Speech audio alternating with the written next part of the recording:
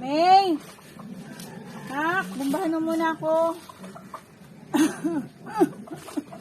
Handaan kita ng pagkain. Saan ka na ba, May? May! Halika mo na dito saglit. Tulungan mo ako.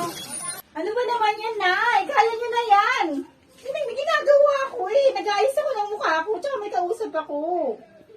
Tawag kayo ng tawag. May! Nakita na yung pagkain mo.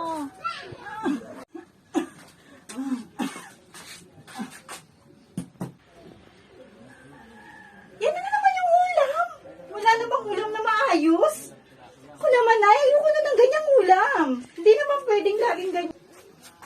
May, pasensya ka na kasi hindi ako nakapaglabada ngayon. Yan lang ang ating ulam. Pasensyahan mo na, Nak. Yaan mo. Dedilihensya ako mamayang hapon. Nay, kung wala kayong labada, hindi ko na problema yun. Kailangan ko naman kumain maliban sa isda. Natawag na lang ako sa kaibigan ko. Hello, Cheska? Nasaan na ba kayo? Pupunta ako ngayon dyan sa inyo.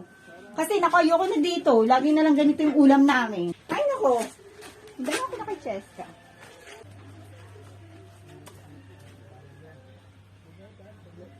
May! May! Bumalik ka dito, Nak! Sama ng pakilasa ko. May! Ay, naku, nasa na ba yung charger ko? Naku, naiwan ko pa yung charger ko. Saan na ba yun? Saan na ilagay?